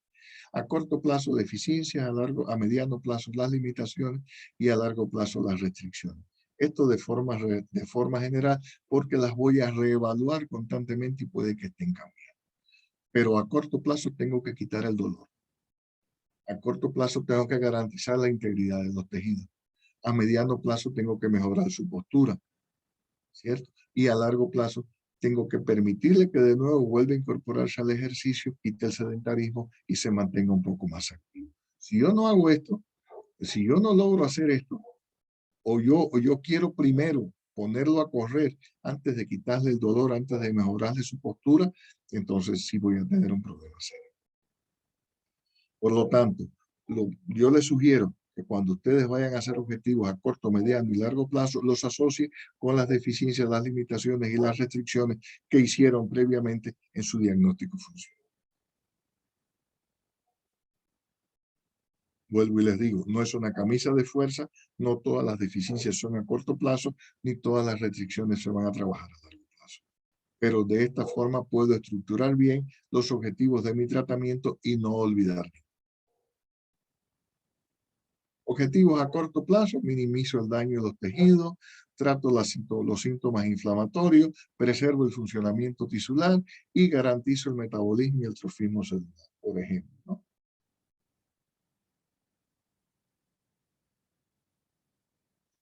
A mediano plazo, activo los mecanismos de reparación celular, corrijo discapacidades y a largo plazo, desarrollo mecanismos de adaptación y defensa de este músculo piramidal, de este nervio ciático. Fortalezco los tejidos lesionados y los adyacentes. Recuerden que por debajo del músculo piramidal, ¿qué músculos tengo? Los géminos, por ejemplo. Por encima, los glúteos. Entonces, yo tengo que trabajar sobre toda esa musculatura. Tengo que mejorar toda esa musculatura para que el área vuelva a tener la funcionalidad inicial. Desarrollar estrategias adaptativas para superar las discapacidades y minusvalías. Si la persona no puede correr en terreno descendente, ¿por qué? Porque el músculo todavía se encuentra cortado. Tengo que trabajar en estiramiento para que el atleta me pueda trabajar en un terreno descendente. Y por último, como número 11, ¿cómo voy a evaluar la eficacia y la eficiencia de mi actuar fisioterapéutico? Yo tengo que comparar mi eficacia con la descrita en la literatura. ¿Esto qué quiere decir? Si me dicen que el masaje y la estimulación neuromuscular es buena en la hipotrofia muscular o en la atrofia por desuso, y yo tengo un paciente y estoy aplicando estas dos técnicas y el paciente no resuelve en el porcentaje y en la forma, en la rapidez y en la calidad que me está diciendo, que me está describiendo la literatura, yo puedo tener un problema de técnica de aplicación, un problema de dónde voy a poner la técnica electródica, un problema de dónde van los puntos, cuántos electrodos utilizo. Tengo que mejorar. Quizás no estoy dando el masaje como debe de ser, y entonces yo tengo que comparar mi eficacia y tenerla a la altura de la literatura científica actual. Eso es importante. Si no, no sabemos si somos buenos, malos o pésimos rehabilitados. Yo tengo que comparar la eficacia de diferentes tratamientos. Ahora, por ejemplo, Carlos Manuel me dice que no, que el masaje no, que para él es mejor la magnetoterapia y que la moxibustión es lo ideal en este caso, hablando de medicina tradicional china, y entonces yo tengo que comparar una técnica con otra, hacer una investigación y volvemos otra vez a la investigación. O desarrollar nuevos procedimientos fisioterapéuticos. Ojo con esto. No puedo utilizar a un paciente y decirle voy a poner acupuntura y moxas para mejorar un síndrome del músculo piramidal. No, no es así, joven. Tengo que tener dos grupos, un grupo bajo tratamiento y un grupo control. Al grupo control le voy a poner el tratamiento tradicional que yo sé que sirve, que funciona, que es efectivo en esta patología, y al otro grupo que está bajo tratamiento experimental, que esté argumentado científicamente según los efectos beneficiosos de esta técnica, entonces le voy a hacer el tratamiento que yo estoy proponiendo. Y voy a ver la eficacia en ambos grupos y el porcentaje. ¿El porcentaje de qué? De disminución de dolor, de reinserción a la marcha, de funcionalidad, ¿sí? Y entonces, en función de eso, luego yo puedo decir que mi nuevo procedimiento es efectivo. Si no, no lo puedo hacer. Y tengo que comparar mi trabajo con el de otros fisioterapeutas. Si Carlos Manuel, un ejemplo hipotético, mejora muy bien un síndrome del músculo piramidal y a mí no me mejora, algo estoy haciendo mal. Algo no estoy haciendo bien. Y si yo no evalúo mi eficacia y mi eficiencia como fisioterapeuta, con una modestia increíble, pero con un acervo científico incrementado, entonces yo nunca voy a poder llegar a hacer ciencia, nunca voy a poder llegar a ser un buen rehabilitador físico. Entonces, hasta aquí, hasta esta diapositiva, yo he tratado y hemos tocado los 4 objetivos de esta conferencia. 4 objetivos que fueron básicos al principio y que me permiten entonces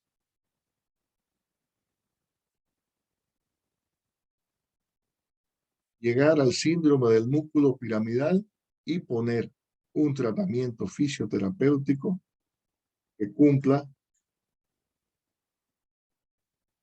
con estos 4 objetivos. Estructurar un plan de tratamiento acorde a objetivos y a un diagnóstico funcional. Justificar todas y cada una de mis acciones. Referirlo si realmente no lo puedo tratar, no puedo llegar a él porque sobrepasa mi capacidad intelectual o mi capacidad material, en este caso de equipo, y establecer objetivos a corto, mediano y largo plazo para yo saber qué voy a resolver. Con relación a los objetivos a corto, mediano y largo plazo, tampoco estoy hablando de días. No les estoy diciendo que objetivos a corto plazo tienen que cumplirse en 2 semanas, porque a veces nos ponemos nosotros una camisa de fuerza si le decimos al paciente, en 4 semanas usted está corriendo de nuevo. A las 4 semanas, si no ha logrado eso, el paciente le va a reclamar. Usted me dijo que en 4 semanas. No, yo le dije que voy a cumplir objetivos a corto plazo, le voy a quitar el dolor, voy a desinflamar la zona y lo logré. Yo le digo que a mediano plazo estoy recuperando su funcionalidad y lo estoy logrando. Y a largo plazo lo voy a reinsertar, pero no en 4 semanas, ni en 2, ni en 3, ninguna. Nosotros no podemos dar un tiempo establecido porque no tenemos una bolita. Entonces, en función de estos objetivos, estructuro, justifico, refiero al paciente que no pueda tratar y establezco objetivos a corto, mediano y largo plazo que también tienen que ver con el diagnóstico funcional. ¿Sí? Para resolver qué cosa, la problemática del diagnóstico funcional. Objetivos, favorecer la regeneración, garantizar la integridad estructural y funcional de los tejidos adyacentes, garantizar la integridad funcional y estructural de los tejidos afectados a distancia, disminuir la sintomatología, reeducar y recuperar, y individualizar cada programa de ejercicio, de rehabilitación, ejercicio y agente en función del paciente y de su contexto social. Entonces, en función de esto, ¿alguien me puede decir qué tratamiento le impondría?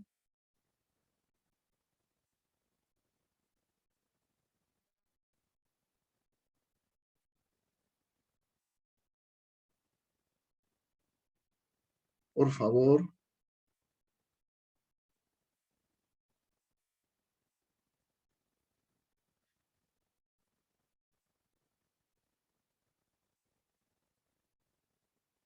¿Qué hacemos con el síndrome del músculo piramidal? Ya revisamos los objetivos, ya revisamos agentes físicos, ya revisamos ejercicios terapéuticos, ya revisamos los dispositivos, ya tenemos objetivos claros, ya tenemos un buen diagnóstico, ya sabemos lo que hay y lo que no hay que hacer, ya sabemos que tiene criterio de inclusión. Ahora, ¿cómo lo voy a rehabilitar? Ok, pues primero en los objetivos a corto plazo, tendríamos lo que sería quitar el dolor y la inflamación, ¿no? Y bueno, y la Excelente. compresión. Así es. Entonces, podemos usar ultrasonido pulsátil, pero digamos a un porcentaje más alto para que llegue a una estructura profunda, pero con la intención de desinflamar. Eh, Así es. Está bien, sí. Tienes eh, razón. También lo que podemos usar es el uso de corrientes galvánicas, igual para este propósito de la desinflamación. Para la fibrosis muscular podríamos usar ondas de choque. Sí, Y está bien. bueno, y también basándonos en el MIF, valorar qué tan efectivo es este tratamiento, porque si con este tratamiento logramos tratar con estas deficiencias, pues sería suficiente, ¿no? Pero si no, pues nos podemos extender a otras herramientas terapéuticas. Aparte de todo, pues también esta compresión muscular, pues sería por una contractura, como lo decía, y pues también sería estiramientos, ¿no? Estiramientos. Brando, ¿sabes cómo estirar el músculo piramidal y la zona muscular de esa zona? Es decir, los glúteos, los isquiotibiales, el piramidal.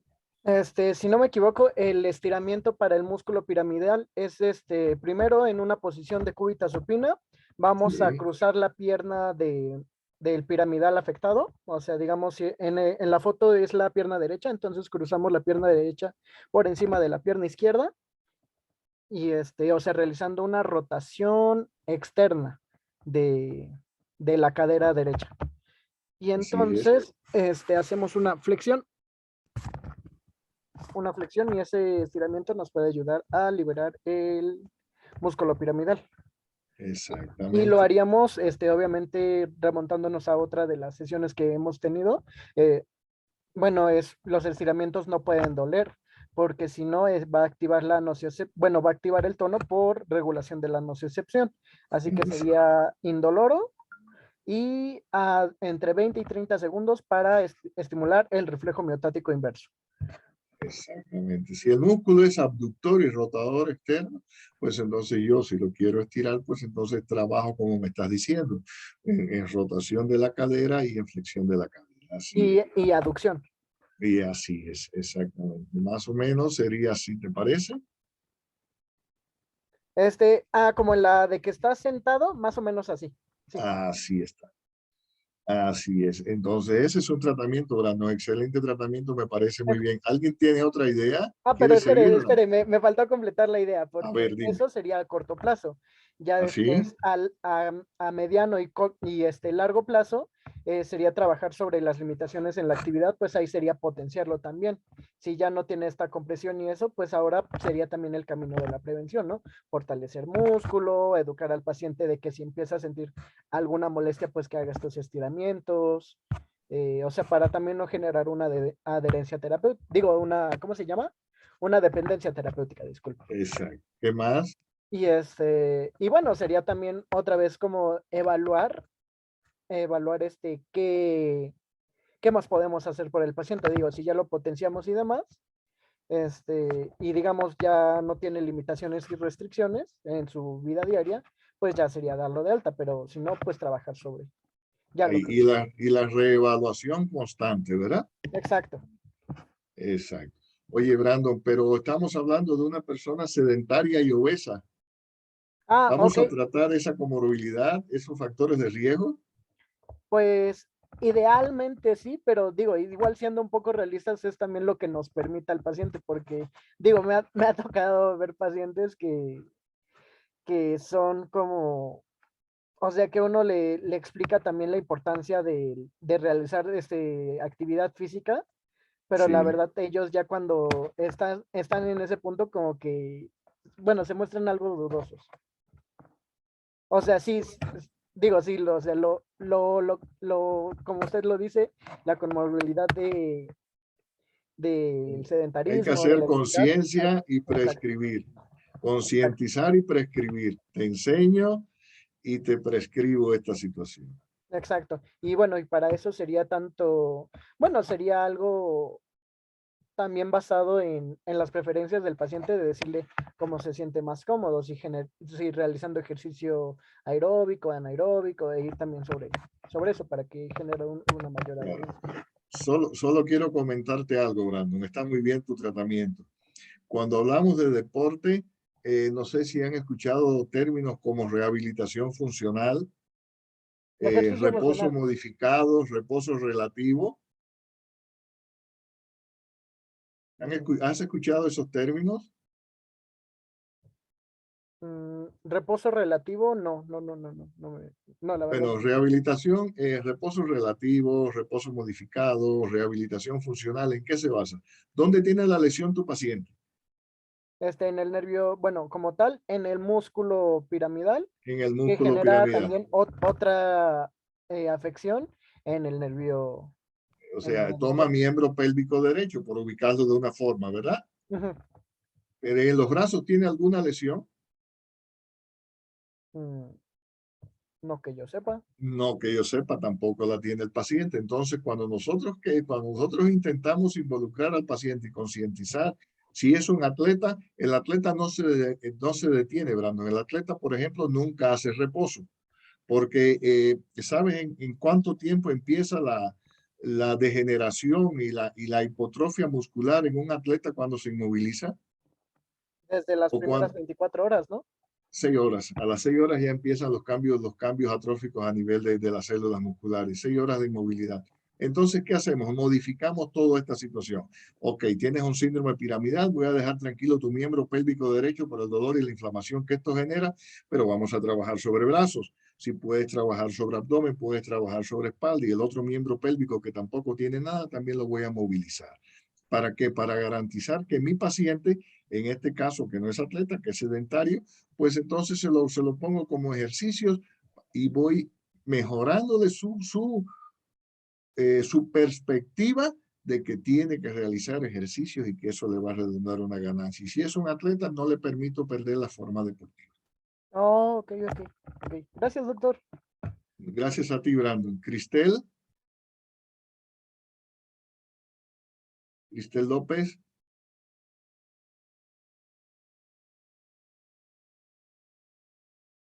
Cristel, ¿no?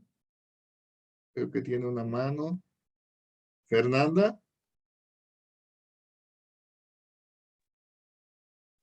Yo, ¿pueden escucharme? sí, ahora sí, Fernanda, adelante, buenas Sí, tardes. gracias. Buenas tardes, doctor.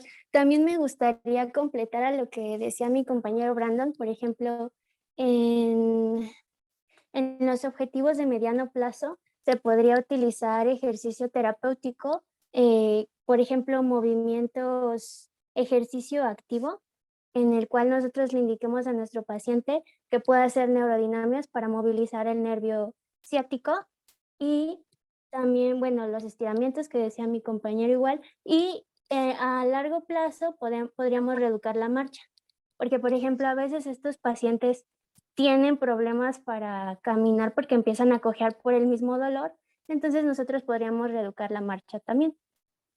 Se puede reeducar, así es, claro que sí, Fernanda, cómo no. Ujú. Gracias. ¿Alguien más? Cristel.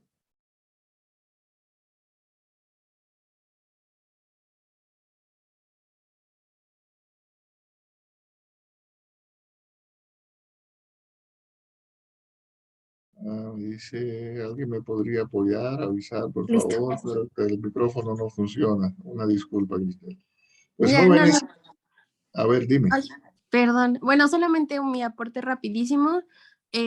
A mi perspectiva y punto de vista, yo comenzaría como para tratar el dolor con ejercicios que favorezcan o bueno, enfocados hacia un foco externo y pues comenzaría luego con la parte del ejercicio, obviamente viendo lo que mi paciente pueda lograr, tampoco lo voy a tratar como un deportista, pero sí trataría de desde el primer momento activarlo y dejarle a lo mejor una rutina, para que pues comience como a implementar todo esto durante su vida diaria. Eh, y pues sí, y a lo mejor en lugar de estiramientos, yo lo reemplazaría por la técnica de energía muscular, que es prácticamente la misma postura de los ejercicios, pero en lugar de ir en contra del movimiento del piramidal, sería a favor del piramidal y generando una fatiga muscular, lo cual nos puede generar una elongación del músculo piramidal. ¿Pero en qué etapa quieres hacer eso, Cristel? ¿A corto plazo? ¿A Sí, largo plazo? ¿A mediano plazo? no, a corto plazo. Empezaría desde un momento con la activación de todo el cuerpo.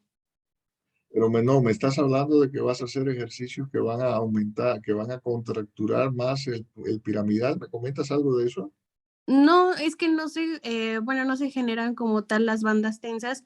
Si el piramidal tiene un sobreesfuerzo, quizás también sea por cuestión de algún otro músculo que también igual estaría como interesada en evaluar. El que a lo mejor tenga una sobrecarga de trabajo el músculo piramidal, pero no sea por en 100% del músculo piramidal, sino por acción de algún otro músculo que no esté en función Bueno, como activan el músculo piramidal, digamos que está absorbiendo un doble trabajo. Esa, sí. pues, digo, como sería como otro punto de vista. Y en la técnica de energía muscular no se genera como, se genera el fatigar el músculo, lo cual nos puede dar un mayor rango de movimiento. A ver, te explico. Cuando hablamos de fibrosis muscular y compresión de la inflamación del nervio ciático como lesión estructural en este caso, y ya habíamos dicho un poco más abajo, dijimos que habíamos realizado los test y que el diagnóstico era preciso, que había una fibrosis del músculo. Imagina que hicimos una ecografía y tenemos fibrosis y compresión del ciático, y por fibrosis del músculo piramidal. El músculo está inflamado, está fibrótico.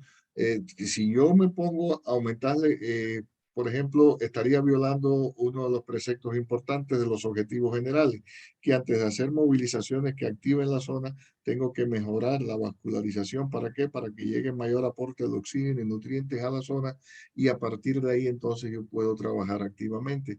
Pero si yo lo contraigo, lo contracturo más, ¿no crees que me comprimiría más el nervio ciático dentro del agujero o dentro de la zona donde lo está comprimiendo, dentro del canal intrapiriforme? Mira la estructura del músculo. Vamos a suponer que el músculo es el B, ¿sí? Está bifurcado el nervio ciático, está dentro del músculo. Si ya yo lo tengo inflamado, si lo tengo contracturado y contraigo más este músculo piramidal, ¿qué crees que sucede?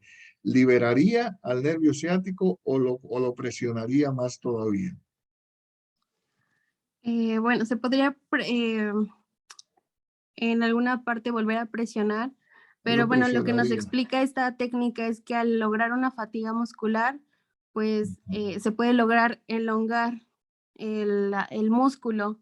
Entonces en sí no quedaría como en esa contracción duradera, sino como se fatiga, se logra una relajación a través de esa fatiga. Pero recuerda, por eso tenemos objetivos a corto, mediano y largo plazo. Y por eso, Brando,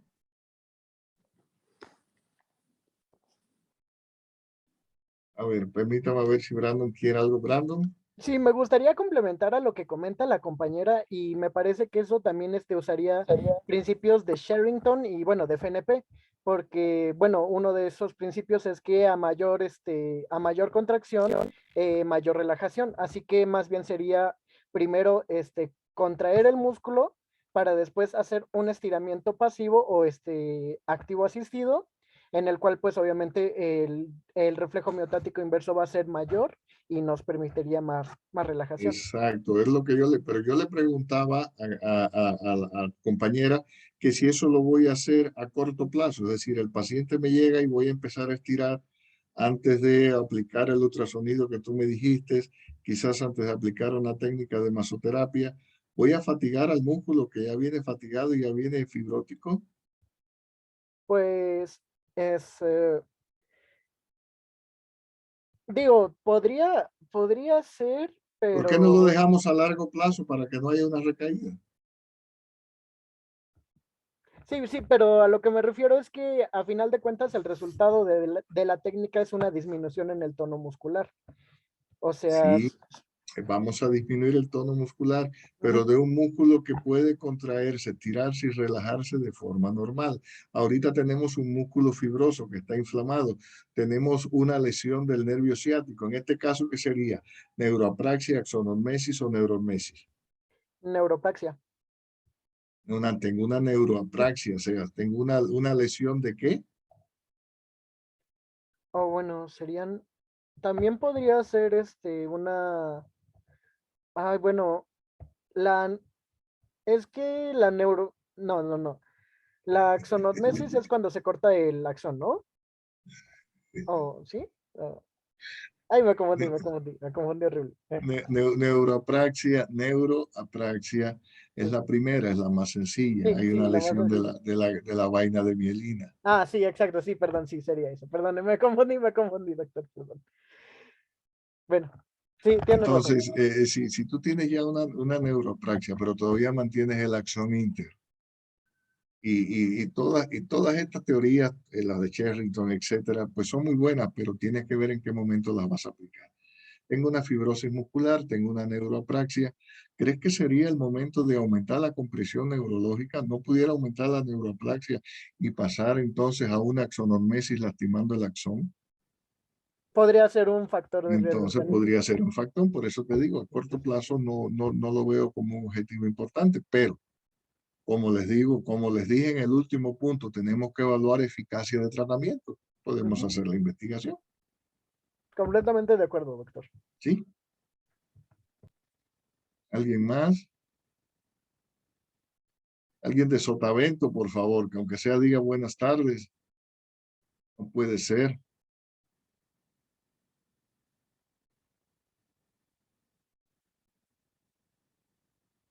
Bueno, jóvenes, son casi las 7. Creo que a las 7 tienen ustedes otra conferencia.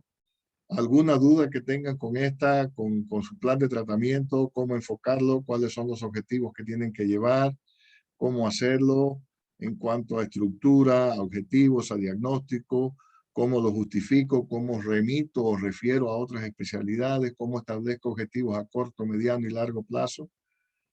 Esto es un trabajo mental. Esto es un trabajo que el terapeuta hace de forma prácticamente involuntaria. Ve todo, engloba todo y a partir de ahí empieza a discernir qué sería lo mejor. ¿Sí?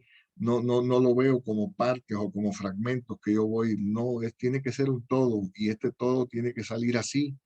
Tiene que garantizarme la regeneración de tejido, la integridad estructural y funcional, tiene que disminuirme la sintomatología y tengo que reeducar para recuperar funcionalidad, independencia, etcétera. ¿Sí? Tengo que trabajar sobre los 3 dominios en todos los contextos. Tengo que ver estructura, función como diagnóstico. No puedo hacerlo arbitrario, empírico, complaciente o porque otro lo hizo y a mí creo que me va a dar resultado. Tiene que ser científico y guardar concordancia. Y tengo que ver esto, la valoración de la fisiopatología, el estado, los criterios de inclusión, qué agente físico, qué programa de ejercicio. Como bien dijo Brandon, lo dijo muy bien. Quizás cabría preguntarse, Brandon, si pudiéramos darle masaje en esa zona. O pudiera utilizar otra técnica. Necesito algún dispositivo ortésico, protésico, algo. En este caso, si lo lleva, lo lleva y si no, no lo lleva. ¿Cuándo inicio el tratamiento? ¿Espero 6 semanas o lo puedo iniciar de inmediato? ¿Qué objetivos a corto, mediano y plazo? Pero según su fisiopatología, según las características de las lesiones. No tengo que referirlo porque no tiene criterios de exclusión, sino de inclusión. ¿Y cómo voy a evaluar mi eficacia? En 10 sesiones, en 12 sesiones, independientemente de todo, de que no se lo diga al paciente, ¿resolvió? ¿Está igual? ¿Está peor? Entonces mi eficacia está mal, algo estoy haciendo mal. Entonces tengo yo que compararme con todos los demás, ver mi técnica, buscar literatura, compararme con otros terapeutas para yo lograr hacer un buen trabajo. Ese es un sustento científico. Eso es lo que tenemos que hacer, seleccionar agentes, tanto de agentes físicos como ejercicios terapéuticos, cuándo iniciar el tratamiento, cómo referirlo oportunamente, cuándo derivarlo, cómo derivarlo, qué objetivos me planteo a corto, mediano y largo plazo. Todo eso tengo que hacerlo y cuando diga voy a utilizar este programa ahora, tengo que sustentarlo científicamente que es el momento idóneo para hacerlo. Si no hay nada más, jóvenes, creo que es todo por hoy. ¿Alguna duda, algo que quieran plantear? En la primera diapositiva tienen mi correo, ahí lo podemos aclarar sin mucho problema.